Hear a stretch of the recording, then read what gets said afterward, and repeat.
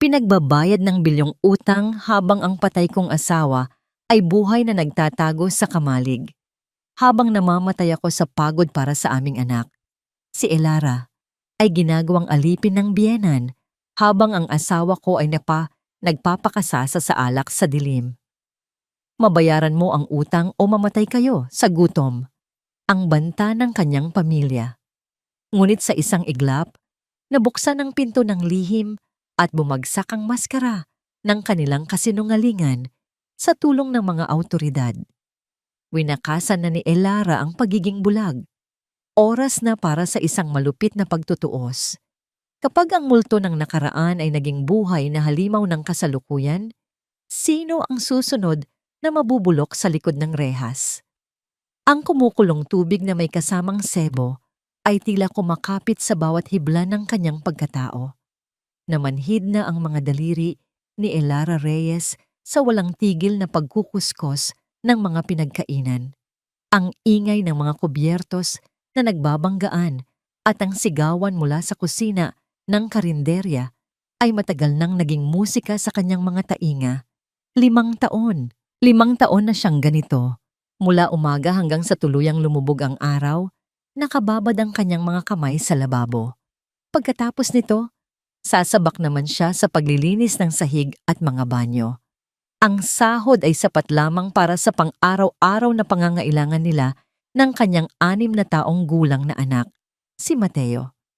Ang natitirang kakarampot ay buong-buo niyang ibinibigay sa kanyang biyenan para sa isang utang na tila wala ng katapusan. Ang utang na iniwan ni Joaquin. Elara, may bisita ka, sabi ng may-ari ng karinderya, isang matabang babae na laging nakasimangot. Pinunasan ni Elara ang kanyang mga kamay sa maruming basahan na nakasabit sa kanyang baywang at sumilip mula sa kusina. Nakita niya ang kanyang biyenan, si Celia de Leon, na nakatayo malapit sa pintuan, may bitbit na isang paper bag. Ang mukha nito ay nag-aalala, gaya ng dati. Nay, mahinang bati ni Elara. Anak, dinalhan na kita ng hapunan, sabi ni Celia sa malambing na boses. Iniabot ang supot. Amoy pa lang. Alam na ni Elara na paborito niyang pansit iyon. Nakita kong hindi ka na naman umuwi para mananghalian. Huwag mong pabayaan ang sarili mo, Elara. Paano na si Mateo? Isang mainit na likido ang tila gumapang sa puso ni Elara. Sa kabila ng lahat ng paghihirap, naroon pa rin si Celia, ang ina ng kanyang yumaong asawa, ang tumatayong ina niya sa loob ng 5 taon. Salamat po, Nay. Pasensya na po. Kailangan ko lang talagang kumahayod. Sagot niya, pilit nang ngumiti kahit ramdam niya ang pagod sa bawat sulok ng kanyang katawan. Hinaplos ni Celia ang kanyang braso. Ang mga kamay nito ay malambot, kabaligtaran ng sa kanya na magaspang at may mga kalyo na. Naiintindihan ko, anak. Ginagawa mo ang lahat para sa kinabukasan ni Mateo at para sa karangalan ng pangalan ng ama niya. Isang araw, matatapos din itong lahat. Magtiwala ka lang. Ang mga salitang yon ay sabay na nagbigay ng pag-asa at bigat sa dibdib ni Elara. Ang karangalan, ang utang na kailangang bayaran para sa karangalan ng isang lalaking wala na. Tumango na lamang siya at pinanood ang kanyang biyenan na umalis. Gabi na nang matapos si Elara sa kanyang trabaho. Ang bawat hakbang niya pauwi ay tila may pabigat na 1 tonelada. Ang daan sa kanilang barangay ay tahimik, tanging ang mga kuliglig at ang tahol ng mga aso sa malayo ang kanyang naririnig. Ang ilaw mula sa mga poste ay aandap-andap, nagbibigay buhay sa mga aninong sumasayaw sa kanyang daraanan. Nang malapit na siya sa kanilang bakuran, isang pamilyar na boses ang pumigil sa kanya. Elara, sandali. Si Aling Marites Salvador, ang kanilang kapitbahay na kilala sa buong lugar bilang reyna ng mga tsismis. Nakatayo ito sa labas ng kanyang gate, balot ng duster na may mga bulaklak. Gabi na po, Aling Marites, magalang na sabi ni Elara Gusto na lamang niyang makapasok sa bahay at mayakap ang kanyang natutulog na anak. Alam ko, alam ko. Mabilis na sabi ni Marites, lumapit ito at bumulong na tila may ibinubunyag na malaking sikreto. Pasensya na sa abala, Hija, pero may napapansin akong kakaiba dyan sa inyo nitong mga nakaraang linggo. Partikular dyan sa lumang bodega, sa likod ng bahay ninyo. Kumunot ang noo ni Elara. Ang bodega? Isang maliit na gusaling gawa sa kahoy at yero na matagal nang hindi ginagamit, puno ng mga lumang gamit at alikabok. Simula nang mamatay si Joaquin, hindi na niya iyon pinansin. Ano pong kakaiba, Aling Marites? May anino akong nakikita tuwing gabi. Bulong nito, nanlalaki ang mga mata. Isang anino ng lalaki. Minsan, nakikita ko si Celia na may dalang pagkain papunta roon kapag 10 oras na ng gabi. Akala ko nung una ay pusalang o aso, pero imposible. Hugis tao talaga, Elara. At may mga gabing may naririnig akong kaluskos. Napabuntong hininga si Elara, isang buntong hiningang dala ng pagod at iritasyon. Aling Marites, baka po guni-guni niyo lang po iyon. Alam niyo naman, madilim doon at maraming kung ano-anong gamit. Baka po daga lang. Hindi ito guni-guni, giit ni Marites. Kilala mo ako, Elara. Malakas ang pakiramdam ko. May mali. Mag-ingat ka. Hindi na sumagot si Elara. Nagpaalam na lamang siya at nagmamadaling pumasok sa kanilang gate. Chismis. Iyon lang iyon. Produkto ng isang isip na walang magawa. Pero habang naglalakad siya sa kanilang bakuran, hindi niya maiwasang mapatingin sa direksyon ng bodega. Nakatayo itong tahimik sa pinakadulong bahagi ng kanilang lote na tatakpan ng dilim. Isang madilim na kahon ng mga lihim kung iisipin. Bigla siyang kinilabutan. Ipinilig niya ang kanyang ulo. Pagod lang ito. Ang mga salita ni Marites ay kumapit sa kanyang isip dahil sa pagod. Pumasok siya sa bahay, dahan-dahang isinara ang pinto. Dumiretso siya sa kwarto kung saan mahimbing na natutulog si Mateo. Hinaplos niya ang buhok nito at hinalikan ito sa noo. Ito ang kanyang lakas. Ito ang dahilan ng lahat ng kanyang pagsasakripisyo. Nang papunta na siya sa sarili niyang silid, dumaan siya sa bintanang nakaharap sa likod bahay. Muli, ang kanyang mga mata ay napako sa bodega. Mula sa kinatatayuan niya, wala siyang makitang kakaiba. Isang lumang istruktura lamang na nilulumot na ng panahon. Guni-guni. Bulong niya sa sarili. Nang gabing iyon, habang nakahiga at pilit na ipinipikit ang mga mata, umalingaw-ngaw sa kanyang isip ang lahat.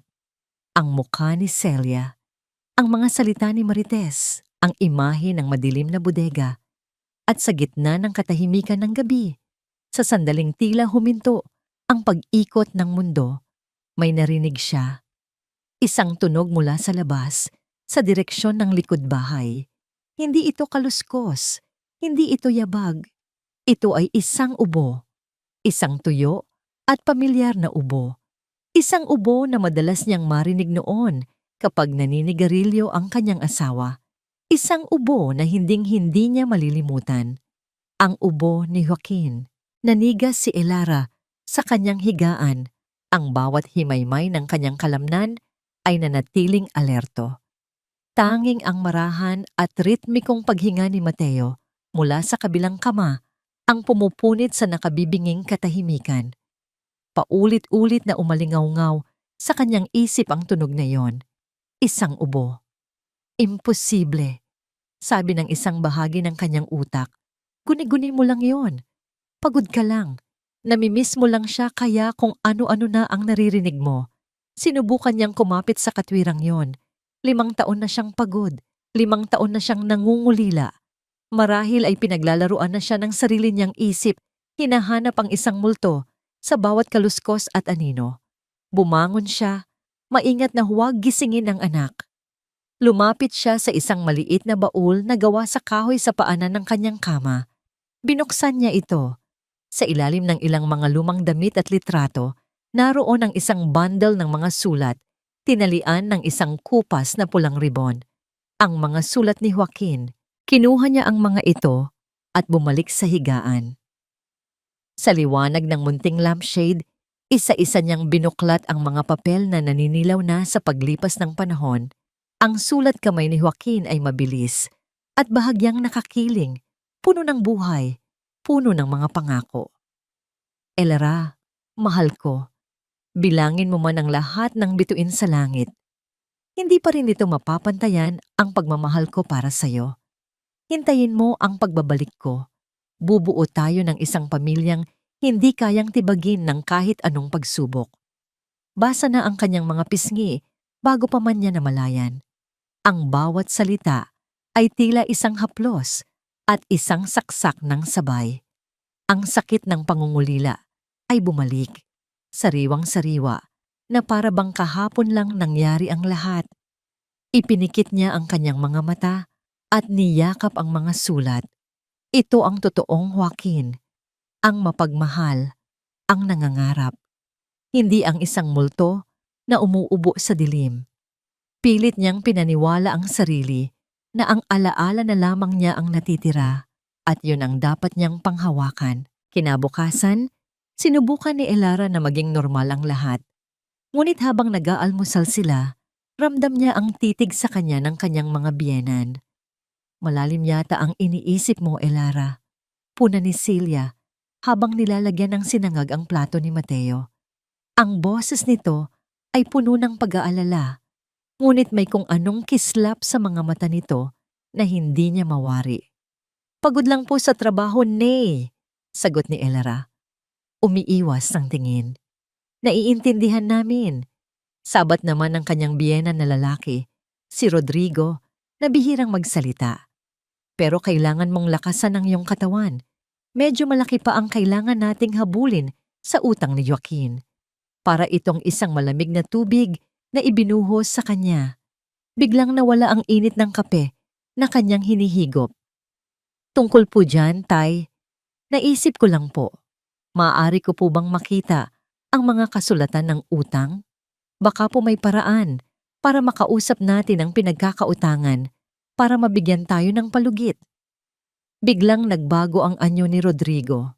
Mula sa pagiging tahimik, naging iritable ito. At ano ang alam mo sa mga ganoong bagay? Huwag mo nang isipin yon. Ang trabaho mo ay magtrabaho at magbigay ng pera. Kami na ang bahala sa pakikipag-usap. Huwag ka nang magdagdag ng problema. Natahimik si Elara sa biglaang pagsungit nito. Rodrigo, dahan-dahan lang. Saway ni Celia sa asawa bago bumaling kay Elara na may pilit na ngiti. Ang ibig sabihin ng iyong Tata Rodrigo, anak, ay huwag mo nang isipin ang mga komplikadong bagay. Masisira lang ang ulo mo. Ipagkatiwala mo sa amin. Ang mahalaga ay ang kinikita mo linggo-linggo. Para na rin ito sa kinabukasan ni Mateo. Tumango na lang si Elara, ngunit isang maliit na binhi ng pagdududa ang nagsimulang tumubo sa kanyang isipan. Bakit ayaw nilang ipakita ang mga papeles? Bakit sila nagagalit kapag nagtatanong siya? Nang hapong iyon, habang nagwawali sa bakuran, bago pumasok sa trabaho, muli siyang tinawag ni Aling Marites. Hiya, pasensya na ulit. Bungad nito, mas mababa ang boses kaysa dati. Pero kagabi, kitang-kita na ng dalawang mata ko. Si Celia, nagdala ng isang bandehado ng pagkain papunta sa bodega. At hindi lang basta pagkain. Aling Marites, baka po para sa mga aso lang. Hindi. Mabilis na putol ni Marites. May takip na aluminum foil pero nakaangat ng kaunti ang isang gilid at amoy na amoy mo ko, Elara. Amoy na amoy ko, adobo. Di ba paborito yon ni Joaquin? Natigilan si Elara. Ang adobo ni Celia. Walang sino man ang makakagawa noon, kundi siya. Iyon ang laging niluluto ni Celia tuwing kaarawan ni Joaquin o tuwing may espesyal na okasyon. At isa pa, dagdag ni Marites, lalong inilapit ang mukha. May kasamang isang bote ng beer. Kailan pa kumain ng adobo at uminom ng beer ang mga daga?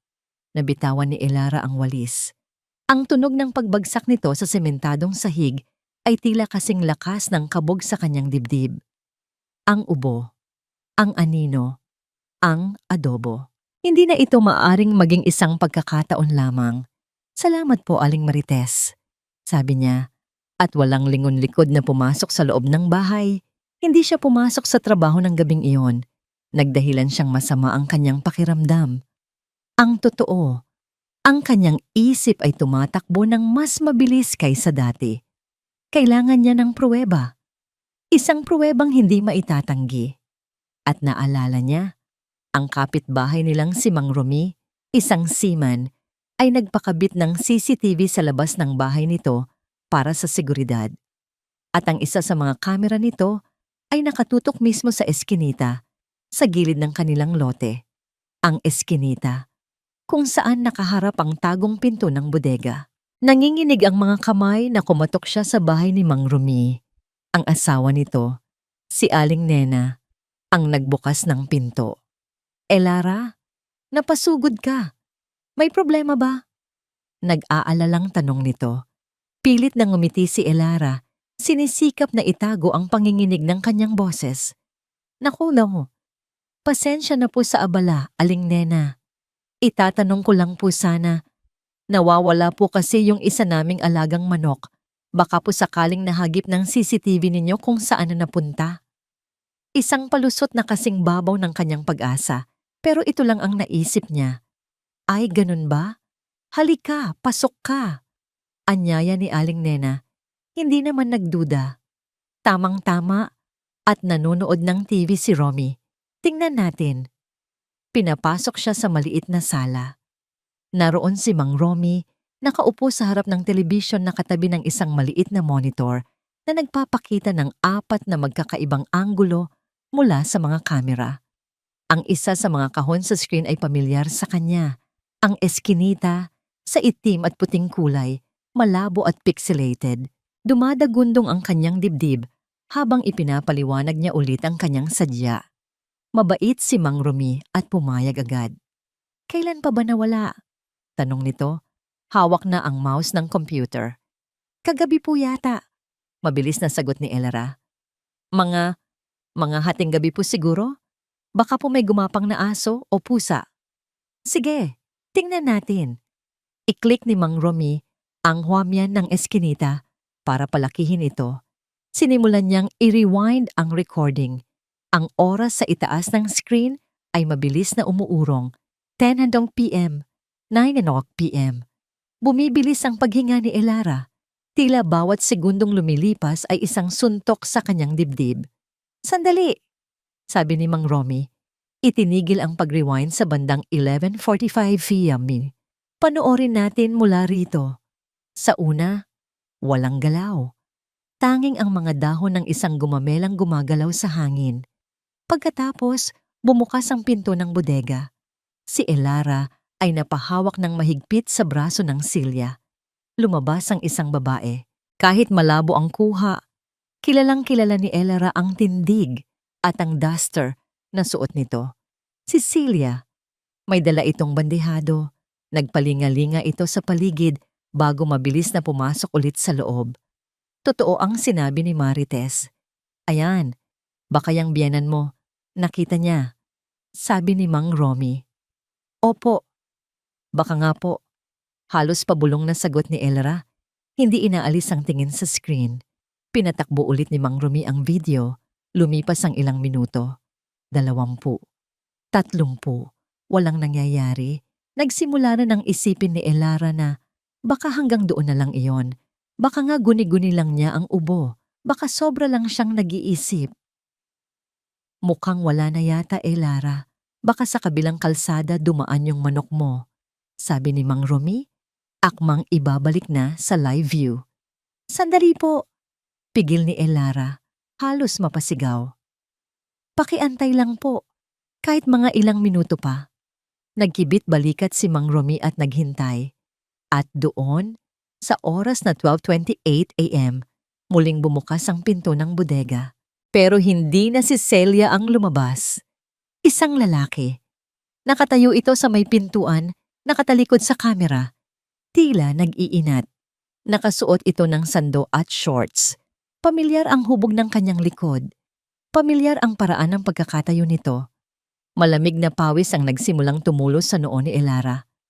At pagkatapos, nagsimula itong maglakad palayo sa kamera, papasok sa kadiliman ng eskinita. At doon nakita ni Elara isang bahagyang pag-ika, isang halos hindi mapansing paghila sa kanang paa sa bawat hakbang. Ang pilay na nakuha ni Joaquin mula sa isang aksidente sa motor noong binata pa sila.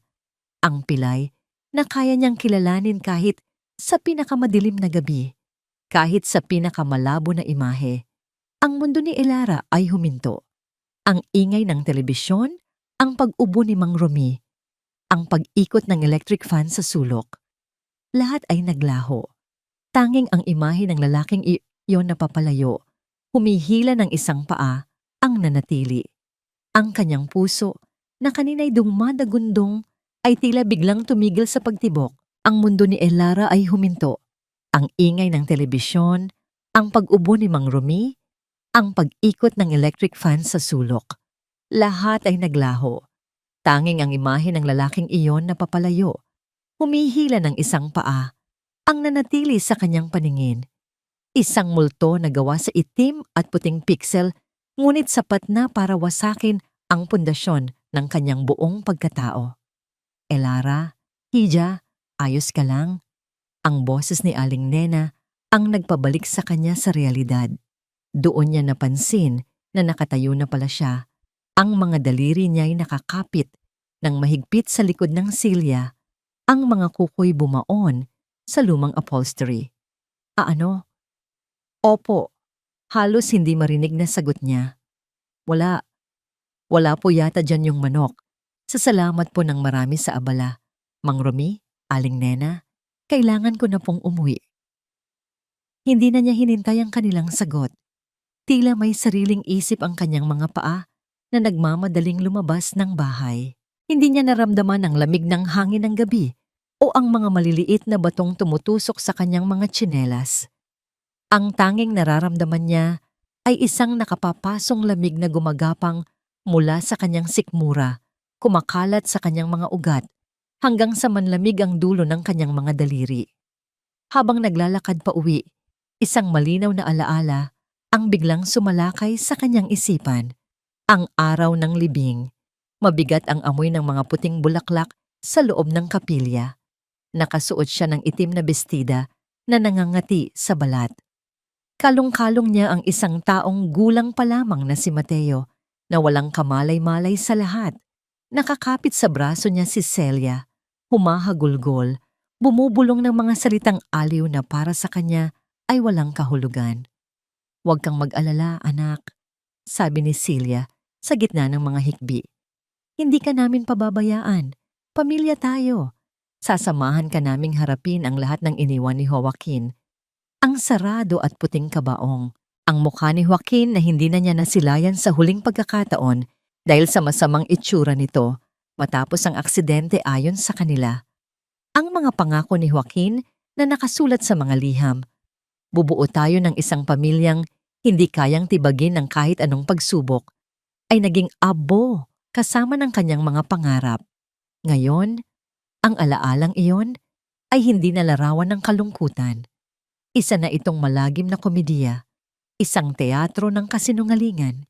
Si Celia na humahagulgol, si Rodrigo na tahimik na nakatayo sa isang sulok na may bakas ng pighati. Lahat sila ay mga artista at siya ang tanging manunood na naniwala sa kanilang palabas.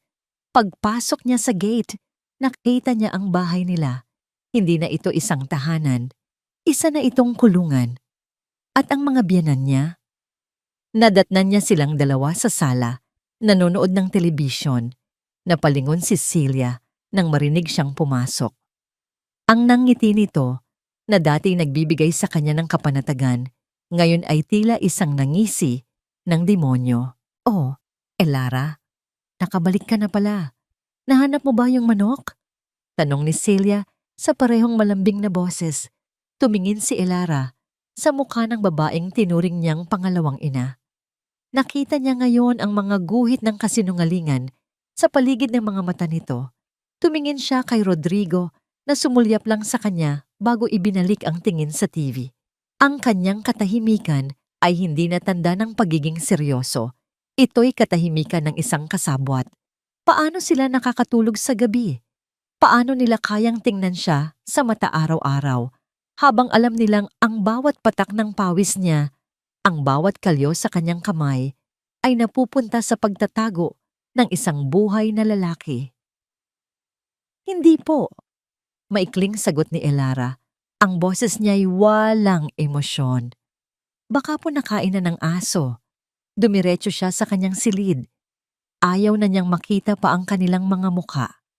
Ayaw na niyang makalanghap ng parehong hangin na nilalanghap nila. Dahan-dahan niyang isinara ang pinto at isinandal ang likod dito. Napahawak siya sa kanyang dibdib. Pinipigilan ang isang sigaw ng galit at sakit na gustong kumawala. 5 taon. 5 taon ng kanyang buhay ang ninakaw sa kanya. Ang mga gabing hindi siya makatulog sa pag-aalala. Ang mga araw na tinitiis niya ang gutom para lang may maibigay sa kanila. Ang kahihiyan sa tuwing kailangan niyang mangutang para sa gatas ni Mateo. Lahat para sa isang kasinungalingan. Lahat para kay Joaquin. Ang lalaking minahal niya ng buong buo. Ang lalaking nagtago at hinayaan siyang magdusa na parang isang alipin. Ang pagmamahal na nararamdaman niya ay biglang naging abo. At mula sa abong iyon, isang apoy ang nagsimulang sumiklab. Isang apoy ng galit na hindi niya kailanman naramdaman sa buong buhay niya. Lumapit siya sa kama kung saan mahimbing na natutulog si Mateo. Ang anghel na hindi alam na ang ama nitong kinikilala niyang bayani ay isang duwag at manloloko. Hinaplos ni Elara ang malambot na pisngi ng anak. Dito, sa tabi ng kanyang anak, tuluyan nang bumuhos ang kanyang mga luha. Ngunit hindi na ito luha ng kalungkutan. Ito ay luha ng pagkakanulo. Luha ng isang pusong pinagtaksilan sa pinakamasakit na paraan. Niyakap niya ang kanyang anak, isinubsob ang muka sa maliliit nitong balikat. Hindi para sa iyo, Mateo, bulong niya sa isip. Hindi ko hahayaang lumaki ka sa isang bahay na puno ng kasinungalingan. Hindi ko hahayaang makinabang sila sa paghihirap natin. Bawiin ko ang lahat. Bawiin ko ang buhay na ninakaw nila sa atin. Kinabukasan, ibang Elara ang bumangon. Ang bigat sa kanyang dibdib ay naroon pa rin, ngunit may kasama na itong isang bakal na determinasyon. Ang kanyang mga mata ay hindi na nagpapakita ng pagod at kalungkutan, kundi isang malamig at mapanuring tingin. Lumabas siya para mag-almusal. Nadatnan niya si Celia sa kusina, naghahanda ng kape. Magandang umaga, anak. Bati nito. Ngumingiti pa rin. Ngumiti pabalik si Elara. Isang ngiting hindi umabot sa kanyang mga mata. Magandang umaga po, Nay. Lumapit siya rito. Ang bawat kilos ay kalkulado. Nay, naisip ko po kagabi. Tama po si Tatay Rodrigo. Kailangan ko pong magtrabaho ng mas maigi. Kakausapin ko po yung amo ko sa karinderya. Tatanggapin ko na po yung alok niyang night shift para sa paglilinis. Mas malaki po ang bayad. Kailangan po talaga nating mahabol ang mga bayarin. Ang mukha ni Celia ay nagliwanag. Isang tunay na liwanag ng tagumpay at kasakiman. Hinawakan nito ang mga kamay ni Elara. Talaga, anak? Napakabuti mo, sabi ni Celia. Ang boses ay puno ng huwad na paghanga. Sigurado akong matutuwa si Joaquin kung nasaan man siya ngayon. Sige, gawin mo yan. Huwag kang mag-alala kay Mateo. Kami na ang bahala sa kanya. Tumango si Elara. Pinanatili ang kanyang pekeng ngiti. Oo, sabi niya sa kanyang sarili habang nakatingin sa mga mata ng babaeng nagplano ng kanyang 5 taong impyerno. Huwag kayong mag-alala. Gagawin ko ang lahat. Gagawin ko ang lahat para magkaroon ng dahilan na manatili sa labas tuwing gabi. Para bantayan ang bawat kilos ninyo. Para tipunin ang bawat ebidensya na kailangan ko. Ang palabas ay nagsisimula pa lamang. At sa pagkakataong ito, si Elara na ang magiging director. Ang bawat araw ay naging isang entablado at si Elara ang pinakamagaling na aktres. Sa umaga, isinusuot niya ang maskara ng isang ulirang manugang, isang babaeng pagod, ngunit mapagpasalamat, baluktot ang likod sa pagtatrabaho, ngunit buo ang loob, natuparin ang kanyang obligasyon. Ngumingiti siya, tumatango, at sumasagot ng may paggalang, ngunit sa likod ng kanyang mga mata, isang malamig na apoy ang nag-aalab, sinusuri ang bawat kilos, tinitimbang ang bawat salita ng mga taong nagkanulo sa kanya. Ang kanyang unang hakbang ay isinagawa niya sa ilalim ng kadiliman. Bago pa man tumilaok ang mga manok, ilang araw matapos niyang kumpirmahin ang katotohanan, dahan-dahan siyang lumabas ng bahay. Dala niya ang isang luma niyang cellphone, isa sa mga unang modelo na may touchscreen na matagal nang nakatago sa kanyang baul. Mahina na ang baterya nito, ngunit kung nakacharge ng buo, kaya nitong mag-record ng audio sa loob ng ilang oras. Nanginginig ang kanyang mga kamay habang papalapit siya sa bodega. Ang dating takot ay napalitan ng malamig na kalkulasyon. Pinili niya ang isang siwang sa dingding na gawa sa kahoy malapit sa maliit at maruming bintana na natatakpan ng lumang sako. Maingat niyang ipinuwesto ang telepono sa pagitan ng mga halaman, itinago sa mga anino at pinindot ang record. Ang kanyang puso ay kumakabog ng malakas na tila gusto nitong kumawala sa kanyang dibdib. Isang maling galaw lang, isang tunog, at maaari siyang mabuking. Mabilis siyang bumalik sa loob ng bahay, humiga sa tabi ni Mateo, at ipinikit ang mga mata, hinahayaan ang kanyang paghinga na bumalik sa normal na ritmo bago pa man magising ang sinuman. Naging perpekto ang kanyang pag-arte sa hapunan. Ito ang pinakamahirap na bahagi ng araw kung saan kailangan niyang umupo sa isang mesa kasama ang mga taong gusto niyang isumpa. "Kumain ka pa, Elara," sabi ni Celia. Inilalagay ang pinakamalaking piraso ng pritong isda sa kanyang plato. "Huwag mong masyadong pilitin ang sarili mo dyan sa night shift. Ang payat-payat mo na." Tumingin si Elara sa isda. Tila abo ang lasa ng kanin sa kanyang bibig. Ngumiti siya. "Kailangan po, Nay, para po mas mabilis tayong makabayad, para po sa ikakatahimik nating lahat." Sinadya niyang bigyang diin ang salitang natin. Nakita niya ang panandaliang pagliwanag sa mga mata ni Celia. Si Rodrigo ay tahimik lamang na kumakain, ngunit ramdam ni Elara ang pagsang-ayon na panya nito sa katahimikan. "Salamat po sa pagkain," sabi ni Elara. Tila pagod na isinandal ang likod sa upuan. "Medyo masakit lang po ang ulo ko. Aakyat na po ako para makapagpahinga bago pumasok." Iyon ang kanyang naging routine. Nagpapakita siya ng labis na kapaguran, nagpapanggap na halos wala ng lakas para makipag-usap, para lamang maiwasan ang mga tanong at mabigyan ng sarili ng dahilan upang mapag-isa.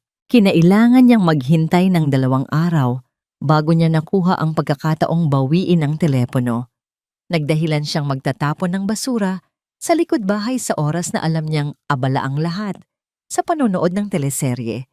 Nanginginig ang kanyang mga kamay nang makuha niya ang telepono. Mabuti na lang, naroon pa rin ito, hindi nagalaw. Sa kanyang silid, isinara niya ang pinto at bintana. Isinaksak niya ang earphones, huminga siya ng malalim bago pinindot ang play. Sa una, puro ingay lang ng hangin at mga kuliglig ang kanyang naririnig. Pagkatapos, may mga yabag, isang pamilyar na tunog ng pagbukas ng pinto. At pagkatapos, isang boses na hindi na niya narinig ng 5 taon, ngunit sariwang-sariwa pa rin sa kanyang alaala. "Naiinip na ako rito, Nay, parang preso." Ang boses ni Joaquin, nagrereklamo. Walang bakas ng pagsisisi o kalungkutan, tanging inip at pagkainis. Napahigpit ang hawak ni Elara sa telepono. Ang bawat salita ay parang karayom na tumutusok sa kanyang mga tainga. "Ano ka ba naman, Joaquin? Magpasalamat ka't ligtas ka rito," sagot ng boses ni Celia. "Kaysa naman hinahabol ka ng mga pinagkakautangan mo." Ligtas? Araw-araw. Pare-pareho lang ang nakikita ko. Itong 4 na sulok ng bodega. At yung pagkain kagabi? Bakit tuyo na naman? Alam mo namang ayoko ng tuyo. Pagpapatuloy ni Joaquin sa pagrereklamo. Hindi makapaniwala si Elara sa kanyang naririnig. Siya, na halos hindi na kumakain ng maayos para lang makatipid. Siya, na tinitiis ang tirang pagkain sa karinderya. At heto ang kanyang asawa, nagrereklamo dahil sa tuyo. Gagawan ko ng paraan. Bukas, ipagluluto kita ng paborito mong adobo. Sabi ni Celia. Ang mahalaga, nagpapadala pa rin ng pera si Elara. Kailangan nating bilisan. Malapit na niyang mabayaran yung unang pinirmahan niya. Pagkatapos noon, gagawa ulit ako ng paraan. Ang huling mga salita ni Celia ay halos hindi na narinig ni Elara. Ang kanyang buong atensyon ay natuon sa boses ni Joaquin na muling nagsalita, puno ng kasakiman.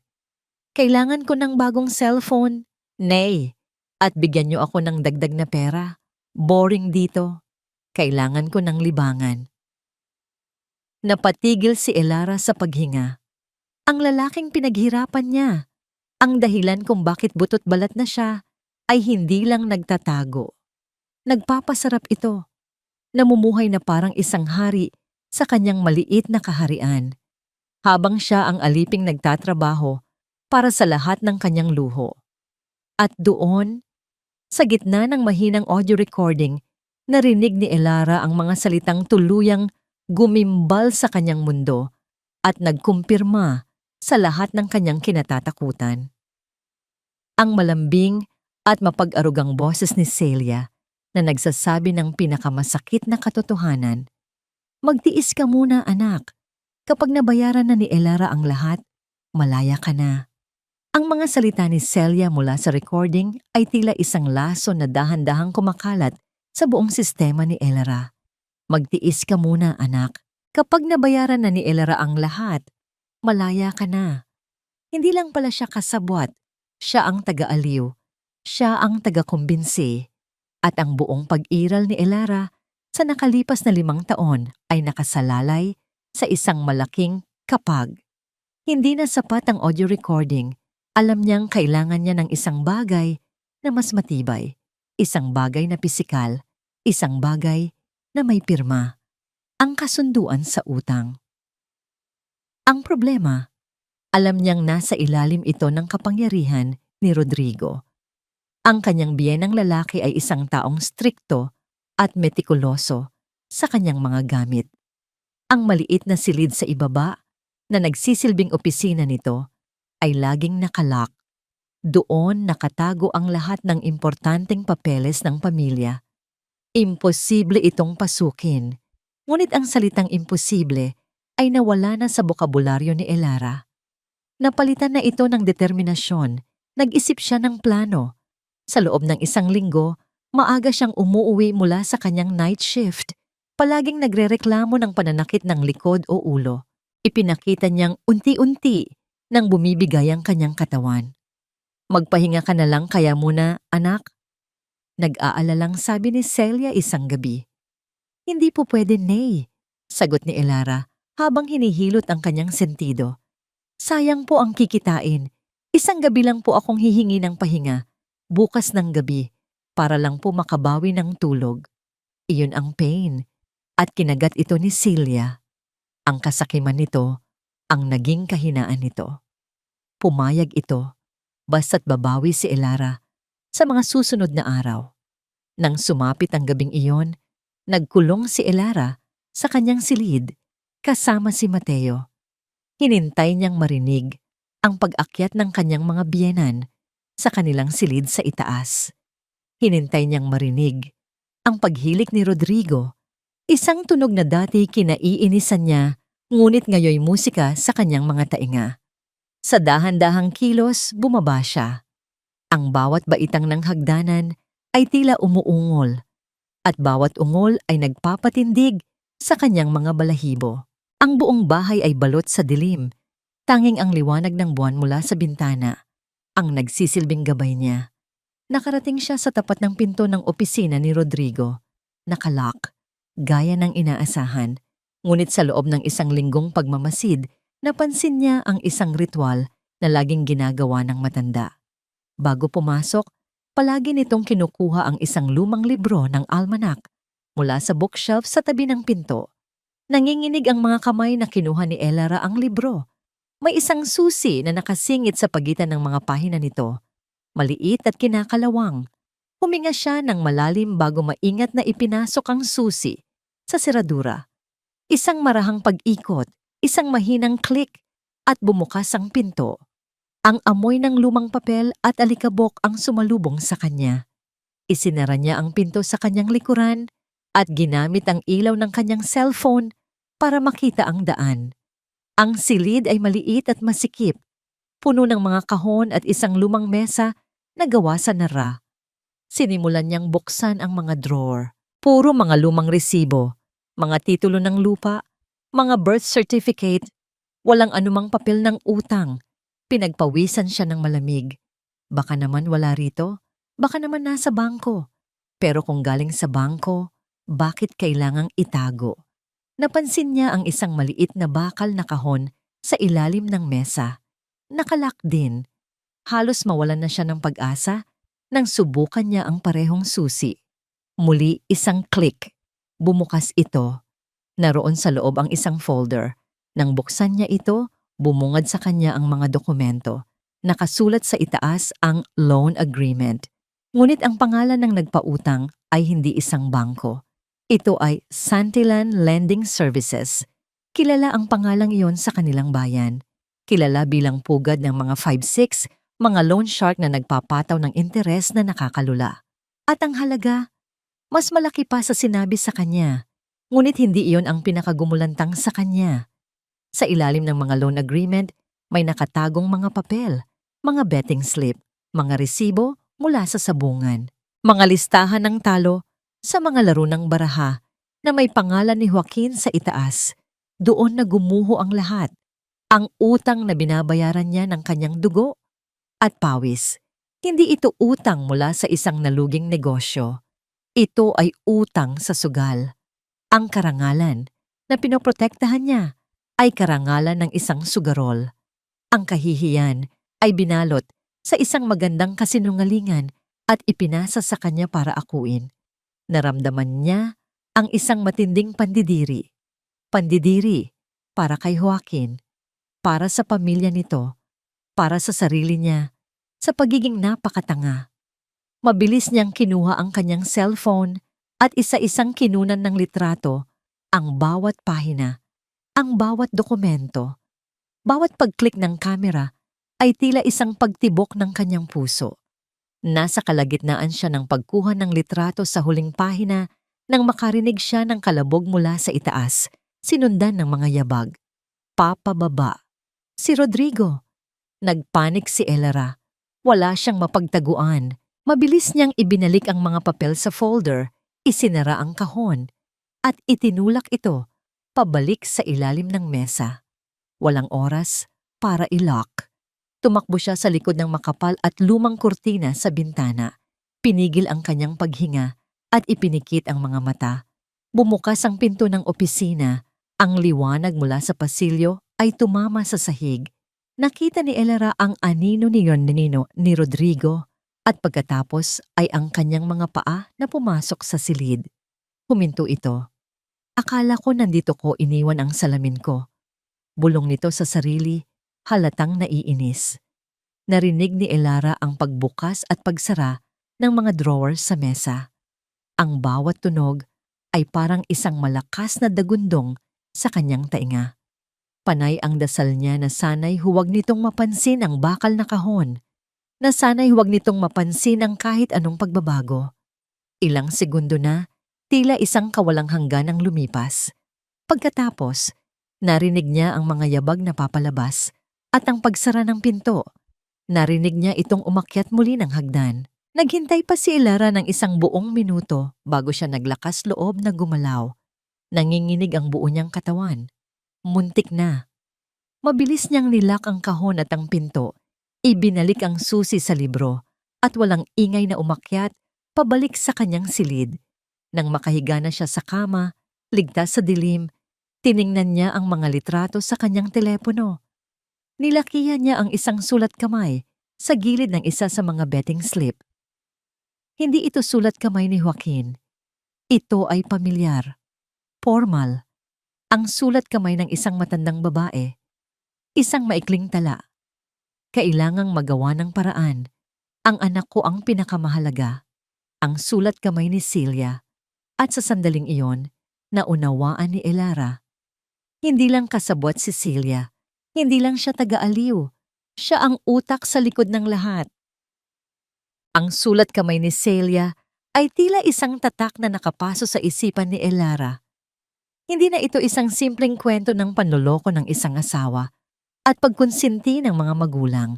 Ito ay mas malalim, mas madilim, mas masalimuot. At sa pinakasentro ng lahat, naroon ang babaeng tinawag niyang nanay. Ang lumang cellphone ay hindi na sapat. Ang audio quality nito ay mahina at ang baterya ay madaling maubos. Kailangan niya ng isang bagay na mas malinaw, mas maliit at mas matagal. Ginamit niya ang kakarampot na perang itinabi niya para sa biglaang pangangailangan ni Mateo at bumili online ng isang maliit na voice-activated recording device. Ito ay kasing laki lang ng isang butones. Madaling itago. Ang paglalagay nito sa bodega ay mas mapanganib kaysa sa nauna. Alam na niya ngayon kung sino ang kanyang kalaban. Isang babaeng tuso at mapagmasid. Isang umaga, habang nagwawalis sa likod bahay, sinadya niyang itapon ang panungkit ng basura malapit sa pader ng bodega. Nang yumuko siya para kunin ito, mabilis niyang idinikit ang maliit na device sa ilalim ng pasamano ng bintana, sa parte kung saan ito natatakpan ng mga gumagapang na baging. Wala pang 5 segundo, ngunit sa 5 segundong yon, tila huminto ang pagtibok ng kanyang puso. Kinailangan niyang maghintay ng 2 araw. 2 araw ng perpektong pag-arte, ng mga pilit na ngiti, at ng mga gabing halos hindi siya makatulog sa nerbiyos at galit. Sa wakas, nakuha niya ang pagkakataong bawiin ang device. Sa kalaliman ng gabi, sa seguridad ng kanyang silid, isinuot niyang muli ang earphones. Ang liwanag lamang mula sa screen ng cellphone na konektado sa device, ang nagsisilbing ilaw. Huminga siya ng malalim at pinindot ang play. Ang tunog ay mas malinaw ngayon. Naririnig niya ang bawat kaluskos, bawat buntong hininga, at pagkatapos, nagsimula ang pag-usap. Isang pag-uusap na tuluyang dudurog sa anumang natitirang piraso ng kanyang puso. Masyado na itong matagal, Nay. Ayoko na. Ito ang boses ni Joaquin, puno ng pagkabagot at pagkainip. Mas malakas at mas malinaw kaysa dati. 5 taon na akong nagtatago dito na parang daga. Hanggang kailan ba ito? Sabi mo sandali lang. Konting tiis na lang, Joaquin. Huwag kang mainipin. Sagot ni Celia. Ang boses ay kalmado, ngunit may diin. Mas malaki na ang kinikita ni Elara ngayon. Malapit na nating masabi na bayad na ang lahat. Bayad? Nay, matagal nang bayad yung totoong utang ko. Itong hinihingi natin sa kanya ngayon, pangluho na lang natin to. Napahawak si Elara sa kanyang bibig, pinipigilan ng isang hikbi. Kaya pala ayaw ipakita ni Rodrigo ang mga papeles. Ang utang ay isang ilusyon na lamang. At anong gusto mong mangyari? Tumaas ang boses ni Celia.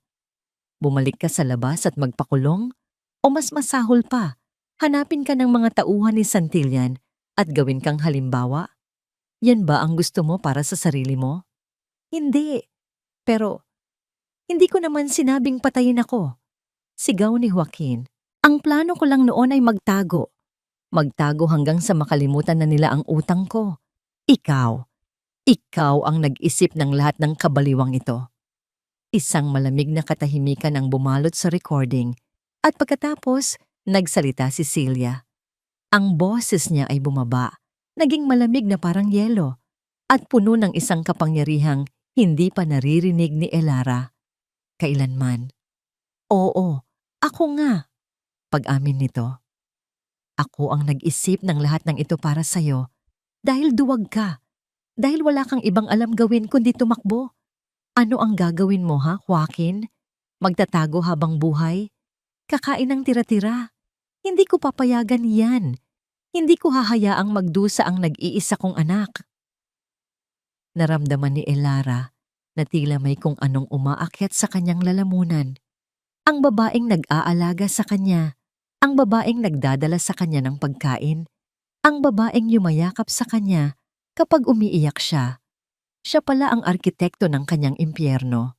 Ako ang nagplano ng pagkamatay mo, pagpapatuloy ni Celia. Ang bawat salita ay tila isang punyal. Ako ang gumawa ng pekeng death certificate. Ako ang nag-imbento ng mas malaking utang para hindi lang tayo makabayad, kundi para mayroon ka ring magandang buhay pagkatapos ng lahat ng ito. At ako ang nagpanggap na nagdadalamhati para paniwalain ang tangang si Elara. Kaya huwag kang reklamador dahil lahat ng ito, lahat ng pagod niya, lahat ng luha niya, lahat ng yan ay para sa'yo. Hindi na napigilan ni Elara. Tumakbo siya papunta sa banyo at sumuka. Halos walang laman ang kanyang sikmura kundi asido.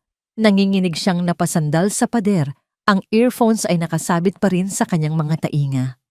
Ang boses ni Celia ay hindi na boses ng isang ina. Ito ay boses ng isang halimaw. Nang bumalik siya sa kama, nanginginig pa rin, ipinagpatuloy niya ang pakikinig. Ang kanyang pagkasuklam ay napalitan ng isang bagong emosyon, takot. At siguraduhin mong hindi ka gagawa ng kahit anong katangahan, Joaquin. Marahan ngunit may diin, nababala ni Celia. Huwag na huwag kang magpapakita kahit kanino. Dahil sa oras na magsimulang magduda si Elara, sa oras na may makaalam nito, isipin mo na lang kung anong pwedeng mangyari. May panandali ang katahimikan. Ayokong madamay si Mateo sa gulo.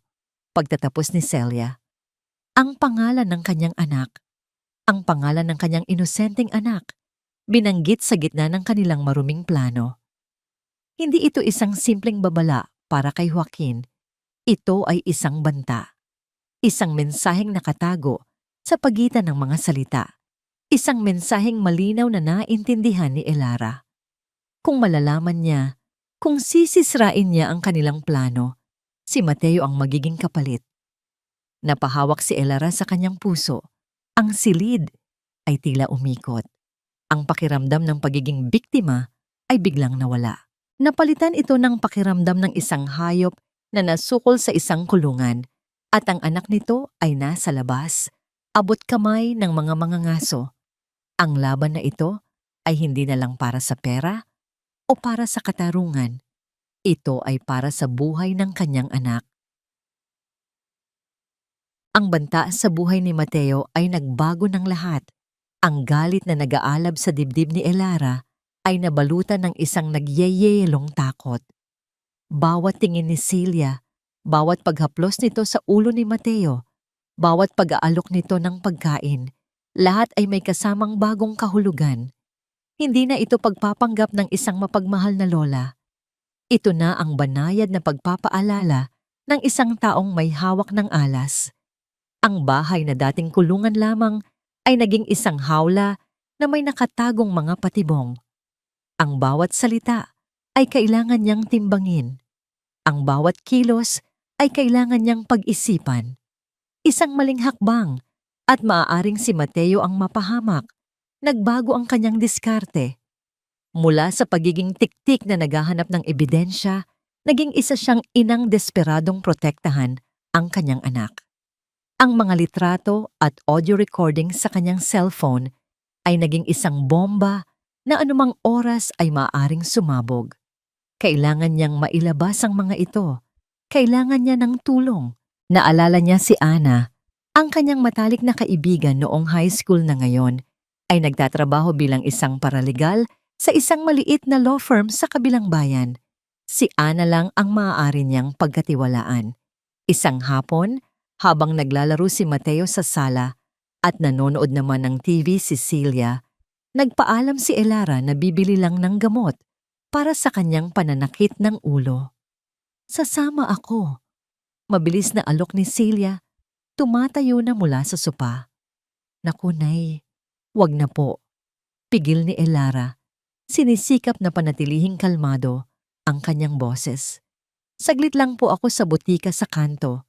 Gusto ko na ring maglakad-lakad para mahanginan. Bantayan niyo na lang po si Mateo. Tinitigan siya ni Celia. Ang mga mata nito ay tila sinusuri ang kanyang kaluluwa. Ilang segundong katahimikan na para kay Elara ay isang kawalang hanggan. Sa huli, tumango ito. Sige, pero huwag kang magtatagal. Magdidilim na. Nakahinga ng maluwag si Elara. Pagkalabas ng bahay, hindi siya dumiretso sa botika. Lumiko siya sa isang eskinita at naglakad ng mabilis papunta sa pinakamalapit na computer shop. Nanginginig ang kanyang mga kamay habang kinokopya niya ang lahat ng files mula sa kanyang cellphone papunta sa isang maliit at bagong biling USB flash drive. Pagkatapos, binura niya ang lahat ng ebidensya mula sa kanyang telepono. Lahat. Ang USB ang kanyang tanging alas. Nang papalabas na siya ng computer shop, nag-vibrate ang kanyang telepono. Isang text message mula kay Celia. Nasaan ka na? Umiiyak si Mateo. Hinahanap ka. Kinabahan si Elara. Pabilis ng pabilis ang kanyang mga hakbang pauwi. Pagdating niya sa bahay, nadatnan niya si Celia na karga-karga si Mateo na namumugto ang mga mata. Saan ka ba galing? Tanong ni Celia. Ang tono ay hindi na nag-aalala, kundi nag-uusisa. Ang sabi mo sa botika ka lang. Pasensya na po, Nay. Dumaan na rin po ako sa palengke. May nakita po akong murang isda. Pagsisinungaling ni Elara. Ipinakita ang isang maliit na supot na may lamang 2 pirasong galunggong na binili niya para lang may maipakita. Kinuha ni Celia si Mateo at ibinigay sa kanya. Ngunit bago pa man niya ito makuha ng tuluyan, biglang sinabi ni Celia, "Pahiram ng cellphone mo. May tatawagan lang ako. Lubat na kasi ako." Nanigas si Elara. Ang kanyang cellphone, kahit nabura na niya ang mga files, mayroon pa ring bakas. Ang history ng pagpunta niya sa computer shop, ang mga text. Naku, Nay, lobat na rin po ako. Kakapatay lang po kanina. Muli niyang pagsisinungaling. Isang matalim na tingin ang ipinukol sa kanya ni Celia. Hindi ito nagsalita, ngunit sapat na ang tinging iyon para malaman ni Elara na hindi ito naniwala. Mula ng araw na yon, lalong humigpit ang pagbabantay sa kanya. Palaging nakabuntot sa kanya si Celia. Kung hindi man, palagi itong nagtatanong kung nasaan siya, sino ang kausap niya. Isang gabi, habang naghuhugas siya ng pinggan, naramdaman niyang may tao sa kanyang likuran. Paglingon niya, nandoon si Celia, tahimik na nakamasid. May problema ba, Nay? Tanong ni Elara. Ngumiti lang si Celia. Wala naman. Tinitingnan ko lang kung gaano kakasipag. Alam mo, Elara, dapat mag-ingat palagi. Lalo na si Mateo. Ang mga bata, sakitin. Minsan, isang simpleng lagnat lang, delikado na, o kaya sa paglalaro sa labas, baka madapa. O masagasaan, mahirap na ang panahon ngayon. Ang bawat salita ay isang patalim na bumaon sa puso ni Elara. Ito na yon, ang hindi direktang pagbabanta. Desperado na si Elara. Itinago niya ang USB sa pinakaligtas na lugar na naiisip niya, sa loob ng isang lumang laruang kotse ni Mateo na sira na at hindi na nito pinapansin. Ngunit paano niya ito mailalabas ng bahay? Paano niya makokontak si Ana? Isang hapon, habang nagliligpit siya ng mga laruan ni Mateo, pumasok si Celia sa silid. Ano yan? Tanong nito. Nakaturo sa USB na aksidenteng nahulog mula sa laruang kotse. Mabilis itong dinampot ni Elara. Wala po. Lumang gamit lang po sa eskwela. Hindi sumagot si Celia. Tinitigan lang nito ang USB sa kanyang kamay. Pagkatapos ay tumingin ito sa kanya at sa unang pagkakataon nawala ang lahat ng pagkukunwari sa mukha nito. Ang nangiti ay napalitan ng isang malamig at mapanuyang tingin. "Itago mong mabuti yan," sabi ni Celia sa mahinang boses. "Baka mawala." At pagkatapos, tumalikod na ito at lumabas ng silid. Iniwan si Elara na nakatayo, nanginginig. Hawak-hawak ang tanging ebidensya na maaaring magpalaya sa kanya. Ngunit siya ring maaaring maging dahilan ng kanyang kapahamakan. Alam na niya, alam na ni Celia na may alam siya. Ang bitag ay nagsara na. Ang ngiti ni Celia ay isang hatol. Simula ng sandaling iyon, ang tensyon sa loob ng bahay ay naging halos solidong bagay na maaaring hiwain ng kutsilyo. Ang mga araw ng pagpapanggap ay tapos na. Ngayon, ang namamagitan na sa kanila ay isang digmaan ng katahimikan, isang labanan ng mga titig, ng mga hindi sinasabi, at ng mga nakatagong banta. Kinabukasan, paggising ni Elara, naramdaman niya agad na may mali. Ang karaniwang ingay mula sa kusina ay wala. Pagbaba niya, nadatnan niya sina Celia at Rodrigo na nakaupo sa sala. Naghihintay. Hindi sila nanonood ng TV. Hindi sila nagbabasa ng dyaryo. Nakatingin lang sila sa kanya. "Magandang umaga," bati ni Elara. Ang boses ay naging basag dahil sa kaba. "Umupo ka, Elara," utos ni Rodrigo. Ang boses nito ay hindi na tahimik. Ito'y may bigat at awtoridad na ngayon lang niya narinig. Umupo si Elara sa silyang nasa tapat nila. Hinanap ng kanyang mga mata si Mateo, ngunit wala ito. "Nasaan po si Mateo?" tanong niya. Ang takot ay nagsisimula nang kumalat sa kanyang dibdib. "Nasa labas. Naglalaro kasama ng mga pinsan niya. Dinala ko muna sa kapatid ko," sagot ni Celia. Ang mga mata ay hindi bumibitiw sa kanya. "Para makapag-usap tayo ng masinsinan, tayong tatlo lang." Ang puso ni Elara ay nagsimulang dumagundong. Inilapag ni Celia ang isang bagay sa lamesita sa kanilang pagitan. Isang maliit na bagay na gawa sa itim na plastik, ang USB. Naramdaman ni Elara na tila hinigop lahat ng hangin mula sa kanyang baga. "Papaano? Akala mo ba tanga ako, Elara?" sabi ni Celia. Ang boses ay puno ng pagkasuklam. "Habang mahimbing kang natutulog kagabi, kinuha ko lang naman ang laruan ni Mateo. At nakita ko itong maliit na bagay na ito. Maganda ang laman, mga litrato, mga boses, napakagaling." Hindi na nagkunwari si Elara. Wala nang saysay. Ang galit na matagal niyang kinimkim ay sumabog. "Mga hayop kayo! 5 taon! 5 taon niyo akong ginawang tanga. Ginawa niyo akong alipin para lang sa sugarol niyong anak." Isang malakas na sampal ang dumapos sa kanyang pisngi. Galing kay Celia. Napakabilis, napakalakas. Nalasahan ni Elara ang dugo sa kanyang labi. "Huwag na huwag mong pagsasalitaan ng ganyan ang anak ko," sigaw ni Celia. Ang mukha ay nag-iba na. Nagmistulang isang halimaw. "Oo, ginawa namin ang lahat ng iyon. At ano ngayon? Anong gagawin mo? Isusumbong mo kami?" "Kanino?" Kinuha ni Celia ang USB at, sa harap mismo ng mga mata ni Elara, binali ito sa dalawa. Ang tunog ng nababasag na plastik ay kasabay ng pagguho ng lahat ng pag-asa ni Elara. "Wala ka ng ebidensya," sabi ni Celia. Ibinabato ang mga piraso ng USB sa sahig. "May mga kapitbahay na nakakita." "Sino-sino? Si Marites, ang tsismosa?" Tumawa si Celia, isang tawang walang kagalakan. Sino ang paniniwalaan nila? Ang isang kagalang-galang na pamilya? O ang isang baliw na babaeng pagod lang sa katatrabaho at kung ano-ano na ang nakikita? Sa unang Sa unang pagkakataon, nagsalita si Rodrigo. Ang boses ay mababa at puno ng pagbabanta.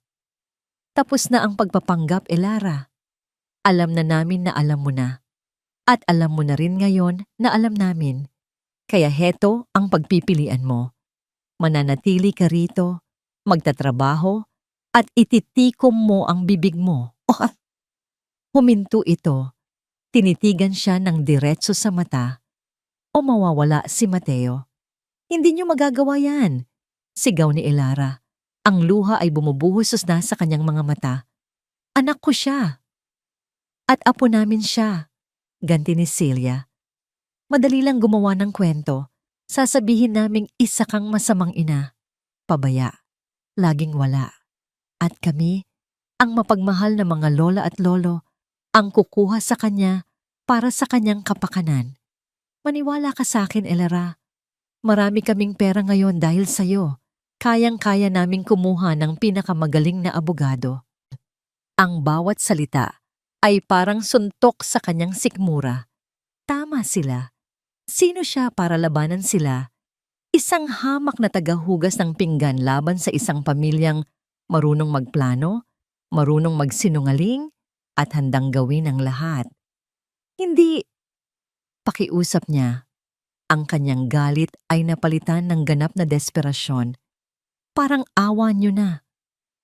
Ang awa ay para sa mga karapat-dapat, sabi ni Celia. Tumayo ito at kinuha ang telepono ni Elara mula sa bulsa nito. Akin na muna ito at simula ngayon, hindi ka nalalabas ng bahay maliban na lang kung papunta ka sa trabaho. At ako ang maghahatid sundo sa'yo. Naiintindihan mo? Hindi sumagot si Elara. Tumingin lang siya sa sahig, sa mga basag na piraso ng kanyang tanging pag-asa. Sumagot ka, sigaw ni Rodrigo. Oo po, halos hindi marinig na sagot niya. Mabuti. Ngayon, umakyat ka sa kwarto mo at huwag kang lalabas hanggat hindi kita tinatawag. Parang isang robot na tumayo si Elara. Ang kanyang mga binti ay nanginginig. Habang paakyat siya ng hagdan, narinig niya ang mahinang pagtawa ni Celia sa kanyang likuran. Pagpasok niya sa kanyang silid, narinig niya ang tunog ng susi sa seradura. Nilock siya. Isinandal niya ang sarili sa pinto at dahan-dahang napaupo sa sahig. Doon, sa katahimikan ng kanyang kwarto, sa loob ng bahay na naging kanyang bilangguan, umiyak siya. Umiyak siya ng walang tunog. Ang mga balikat ay nayayanig sa bawat hikbi. Ang sakit, ang galit, ang takot, ang pagkabigo. Lahat ay nagsama-sama sa isang malaking alon ng kawalan ng pag-asa. Wala na ang lahat. Nawala ang kanyang ebidensya, nawala ang kanyang kalayaan, at ang pinakamasakit sa lahat, hawak nila ang buhay ng kanyang anak. Sinilip niya ang labas ng bintana. Ang sikat ng araw ay tila nangungutya sa dilim na bumabalot sa kanyang puso. Pakiramdam niya, ito na ang katapusan. Wala na siyang magagawa. Sila na ang nanalo. Ngunit habang nakaupo siya roon, sa gitna ng kanyang pagkawasak, isang maliit na alaala ang biglang pumasok sa kanyang isipan. Isang bagay na kinalimutan na niya dahil sa pagmamadali at sa pag-asang sapat na ang US. Ang luma niyang cellphone, ang unang ginamit niya para mag-record. Hindi niya ito itinapon. Hindi niya ito isinama sa mga gamit na binenta niya. Matapos niyang gamitin, sa takot na baka may makakita, itinago niya ito. Itinago niya ito sa isang lugar na imposibleng hanapin ni numan. Sa isang lugar na puno ng alikabok at mga alaala. Sa ilalim ng isang maluwag na tabla sa sahig ng bodegabi pampanga. Ang alaala ng lumang cellphone ay tila isang maliit na kandila na biglang sinindihan sa gitna ng isang madilim na kuweba. Sa loob ng ilang oras, nanatili si Elara sa sahig. Hinahayaan ang alon ng kawalan ng pag-asa na tangayin siya. Ngunit ang munting liwanag na yon ay hindi namatay. Patuloy itong nag-alab. Unti-unting tinutunaw ang yelo ng takot sa kanyang puso. At pinapalitan ito ng isang bagong apoy. Isang apoy na mas mainit at mas mapanganib kaysa dati. Hindi pa tapos ang laban. Mayroon pa siyang isang baraha. Ang huli niyang pagkakataon. Tumayo siya. Ang mga luha ay natuyo na sa kanyang mga pisngi. Ang kanyang mukha ay maputla, ngunit ang kanyang mga mata ay may bagong determinasyon. Kailangan niyang makalabas ng silid. Nilapitan niya ang kanyang mga gamit. Kinalkal niya ang isang maliit na kahon kung saan nakatago ang kanyang mga lumang palamuti sa buhok. Naroon ang hinahanap niya, isang manipis, ngunit matibay na hairpin. Kinuha niya ito at binaluktot hanggang sa maging tuwid ang isang dulo. Lumapit siya sa pinto at lumuhod. Ang seradura ay luma. Isa sa mga karaniwang doorknob lock. Nanginginig ang kanyang mga kamay habang ipinapasok niya ang dulo ng hairpin sa maliit na butas. Narinig niya ang mahinang paghilik ni Rodrigo mula sa kabilang silid. Si Celia ay nasa baba. Nanonood ng TV, dinig niya ang tunog nito. Kailangan niyang maging mabilis at tahimik. Paulit-ulit niyang sinundot at inikot ang hairpin. Pawis ang namuo sa kanyang noo. Sa bawat segundong lumilipas, lalong lumalakas ang kabog ng kanyang dibdib. Akala niya ay hindi na niya ito magagawa. Nang bigla, may narinig siyang isang mahinang click. Napahawak siya sa doorknob. Dahan-dahan niya itong inikot. Hindi na ito nakalock. Nagtagumpay siya. Hindi mo na siya lumabas. Naghintay siya hanggang sa marinig niyang umakyat na rin si Celia para matulog. Nang ang buong bahay ay nababalot na sa katahimikan, maliban sa mga hilik ng kanyang mga biyenan, doon na siya kumilos. Parang isang anino, gumapang siya palabas ng silid at bumaba ng hagdan. Bawat hakbang ay pinag-aralan, bawat galaw ay maingat. Pagdating sa labas, ang lamig ng gabi ang sumalubong sa kanya. Dumiretso siya sa bodega. Ang pinto ay nakapadlock. Ngunit alam niyang laging may ekstrang susi na nakatago sa ilalim ng isang malaking paso sa tabi nito. Nakuha niya ito. Pagpasok sa loob ng bodega, ang amoy ng alikabok, anay, at isang pamilyar na pabango ng lalaki ang kanyang nalanghap. Ang pabango ni Joaquin. Nandidiri siyang umiling. Hindi ito ang oras para doon. Gamit ang liwanag mula sa buwan, hinanap niya ang lugar kung saan niya itinago ang telepono. Sa isang sulok, sa ilalim ng mga lumang kahoy, naroon ang isang tabla na medyo nakaangat. Itinaas niya ito. At doon, nakabalot sa isang lumang basahan, naroon ang luma niyang cellphone. Nanginginig niyang binuksan ito. Ang baterya ay nasa 3% na lang. Nagdasal siya na sana'y gumana pa. Nang buksan niya ang audio files, naroon pa rin ito, ang unang recording. Ang pag-uusap ni Joaquin at Celia. Ang pagrereklamo ni Joaquin sa pagkain.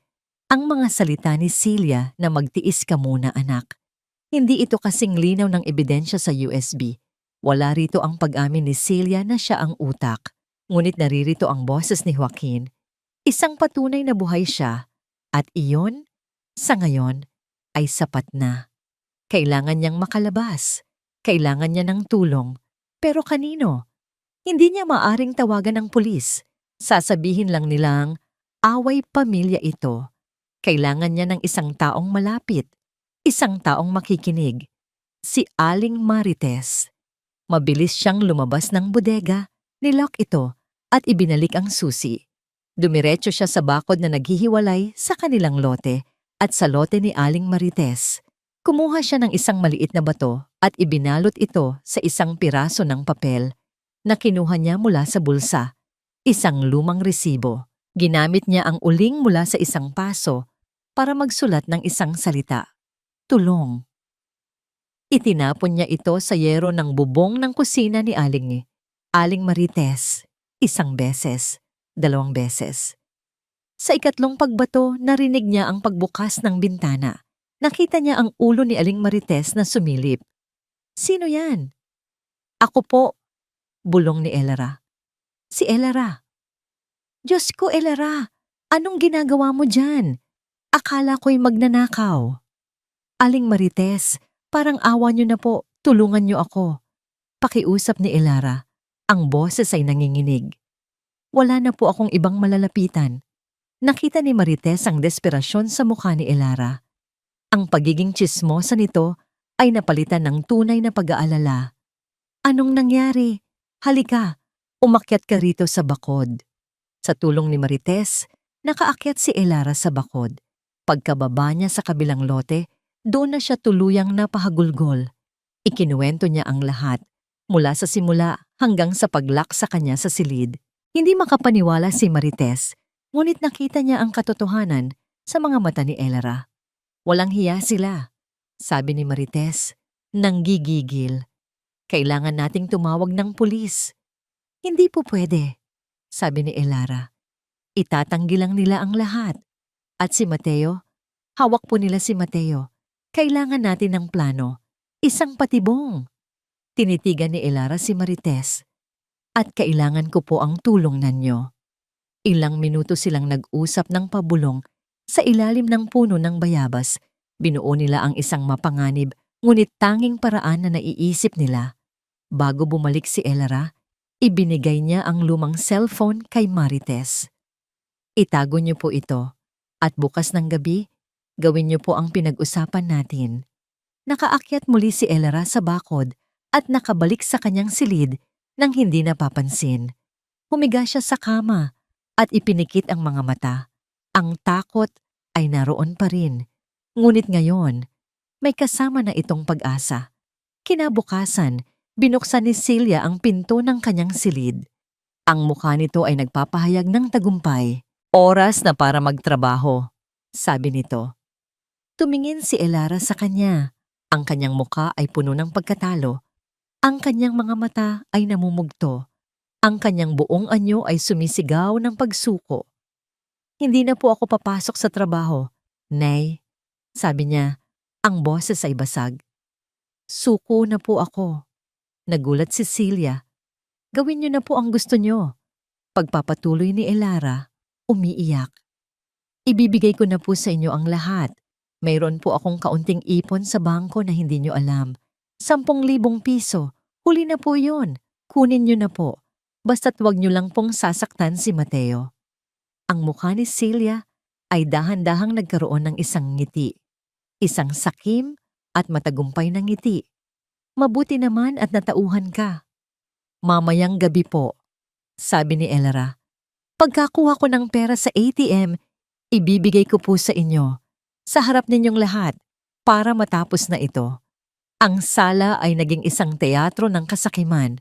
Ang ilaw mula sa bombilya sa kisame ay tila isang spotlight, nakatutok sa lamesita sa gitna, kung saan magaganap ang huling akto ng kanilang mahabang palabas. Si Celia ay nakaupo sa kanyang paboritong silya. Ang kanyang postura ay parang sa isang reyna na naghihintay ng kanyang tributo. Si Rodrigo ay nakatayo sa tabi nito. Ang mga braso ay nakakrus sa dibdib. Ang muka ay seryoso at nagbabantay.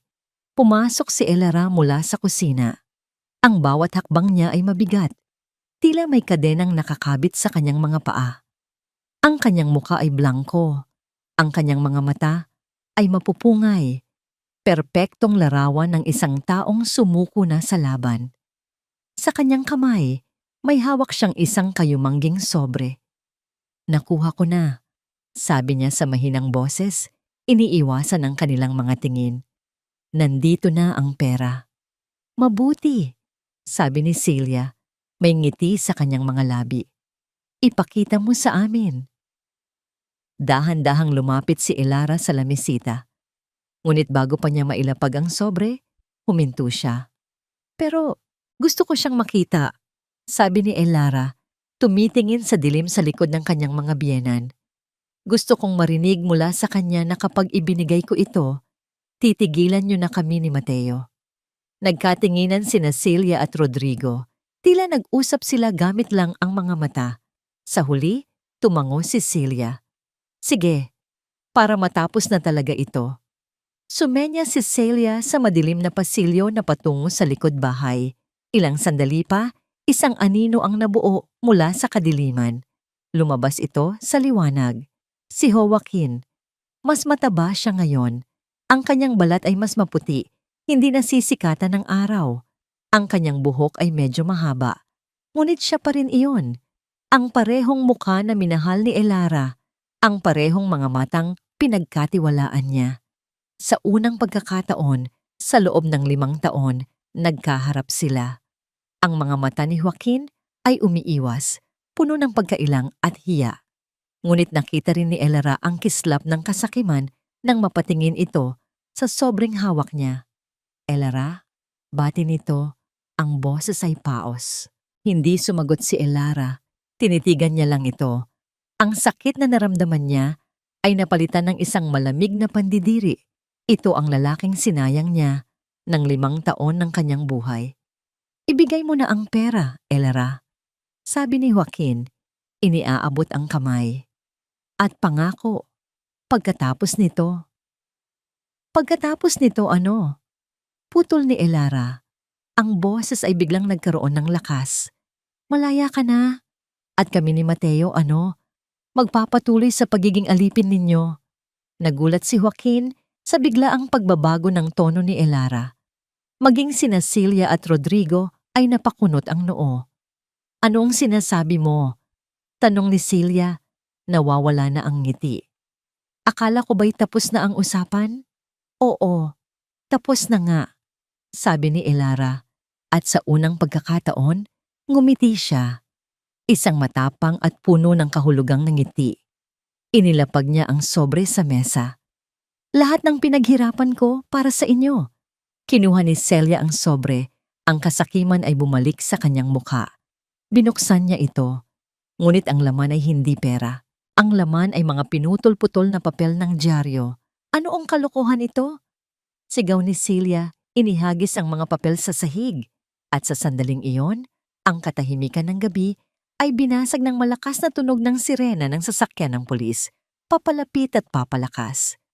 Sinundan ito ng sunod-sunod na katok sa kanilang pinto. Barangay! Pulis! Buksan niyo ang pinto! Ang mukha ni Celia, Rodrigo at Joaquin ay biglang namutla. Napatingin sila sa bintana. Nakita ang mga umiikot na ilaw na pula at asul. Anong ginawa mo?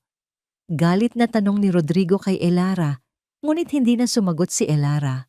Sa halip, mula sa kanyang bulsa, inilabas niya ang isang maliit na Bluetooth speaker, hindi mas malaki sa kanyang kamao. Pinindot niya ang isang button sa kanyang tagong cellphone na nasa kabilang bulsa. At mula sa speaker, umaling-aungaw sa buong sala ang isang pamilyar na boses. Naiinip na ako rito. Nay, parang preso. Ang boses ni Joaquin mula sa audio recording. Nanlaki ang mga mata ng tatlo. Patayin mo yan! Sigaw ni Joaquin. Akmang susugurin si Elara. Ngunit huli na ang lahat. Bumukas ang pinto at pumasok ang mga tanod ng barangay, kasama si Aling Marites at 2 pulis. Nakita nila si Joaquin, buhay na buhay, nakatayo sa gitna ng sala. Nakita nila ang gulat at takot sa mukha ni Celia at Rodrigo. Ipinagpatuloy ng speaker ang pag-play ng recording. Magtiis ka muna, anak. Kapag nabayaran na ni Elara ang lahat, malaya ka na. Ang boses ni Celia. Ang ebidensyang hindi nila kayang itanggi. Napatingin si Celia kay Marites na nakatayo sa likod ng mga pulis, may ngiti ng tagumpay sa mga labi. Pagkatapos ay ibinalik niya ang tingin kay Elara. Ang mga mata ay nanlilisik sa galit. Traitor ka! Sigaw ni Celia. Nilapitan ng mga pulis si Joaquin. Sumama po kayo sa amin. Sinubukan ni Joaquin na tumakbo, ngunit mabilis siyang napigilan ng mga tanod. Habang pinuposas siya, napatingin siya kay Elara, ang kanyang mga mata ay puno ng pagsusumamo at takot. Ngunit tiningnan lang siya ni Elara ng malamig. Sunod na nilapitan sina Celia at Rodrigo. Kayo rin po. Kasama po kayo sa investigasyon para sa fraud at estafa.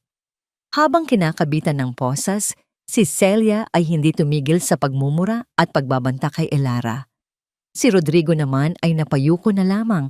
Ang kanyang katahimikan ay tanda ng ganap na pagkatalo. Tumingin si Elara sa kanilang tatlo, ang pamilyang minahal at pinaglingkuran niya. Ngayon, sila'y mga kriminal na papunta sa kanilang selda. Tumingin siya sa paligid ng sala, ang entablado ng kanilang kasinungalingan. Lumapit siya sa kanila. Sapat lang para marinig nilang tatlo. Tapos na ang palabas. Lumipas ang 6 na buwan.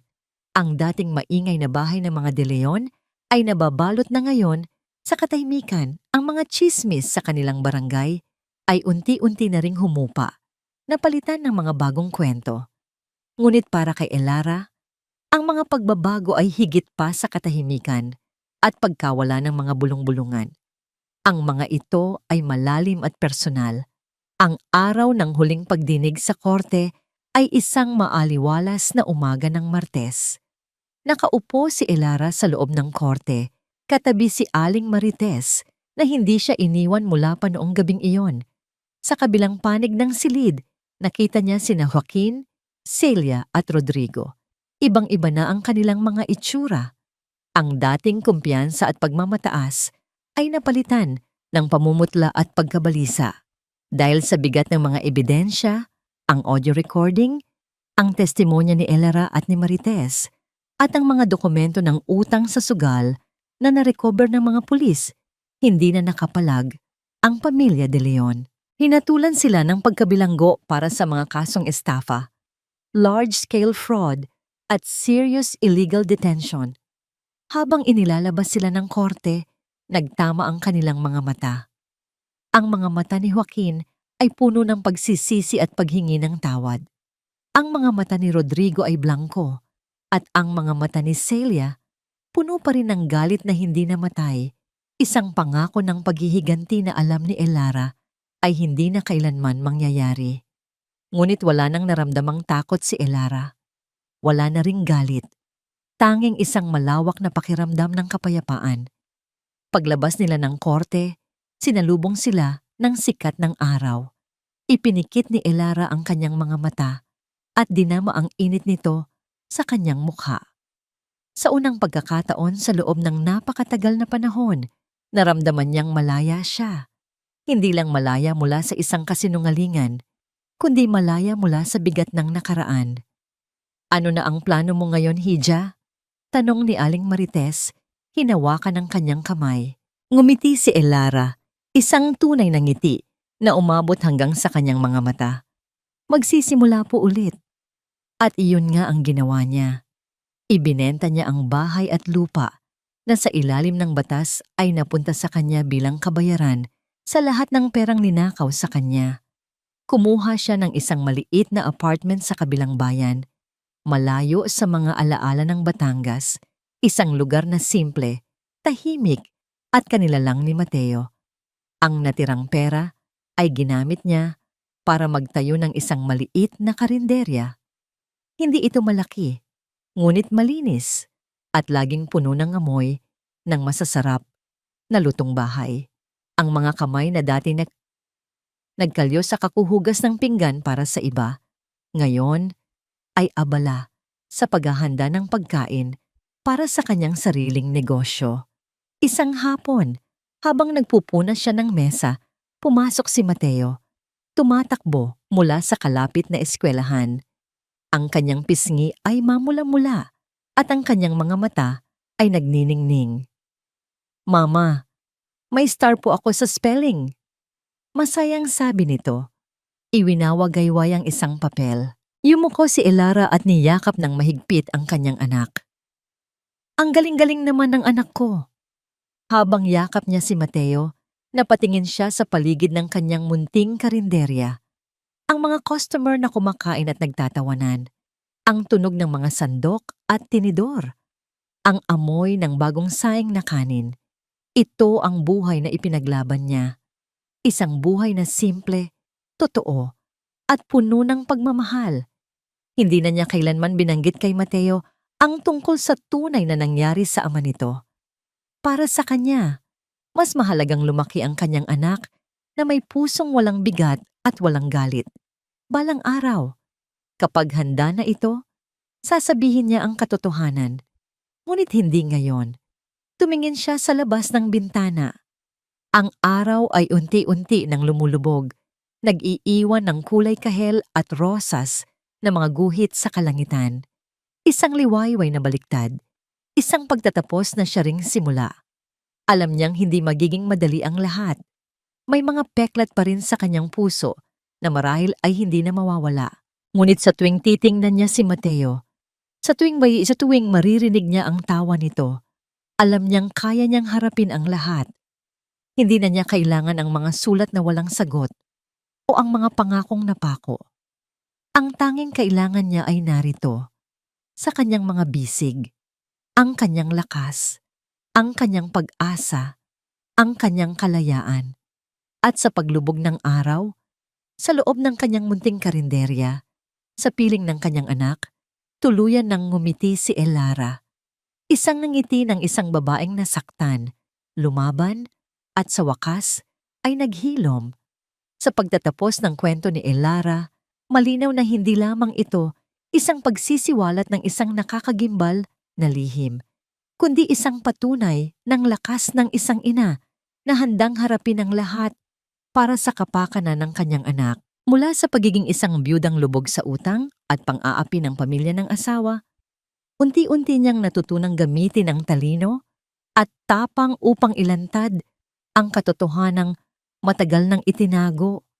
Ang asawang inaakala niyang patay ay buhay pala at bahagi ng isang planong puno ng kasakiman at panlilinlang. Sa huli, ang mga taong umabuso sa tiwala at ginamit ang pamilya bilang maskara ay humarap sa nararapat na kaparusahan. Ipinapaalala sa atin ng kwentong ito na ang kasamaan ay may hangganan at ang kabutihan, lalo na kapag pinatatakbo ng pagmamahal ng isang ina, ay laging may gantimpala. Bago tayo magtapos, nais kong itanong sa inyo, kung kayo ang nasa sitwasyon ni Elara, maglalakas loob ba kayong harapin ang katotohanan para protektahan ang inyong anak? At saan ba talaga nagmumula ang tunay na lakas ng isang tao? Maraming salamat sa inyong oras at pakikinig. Kumusta kayo ngayon? Sana'y ligtas at maayos kayo at ang inyong pamilya. Ibahagi ninyo ang inyong saloobin sa comments. Mahalaga sa akin ang bawat boses ninyo.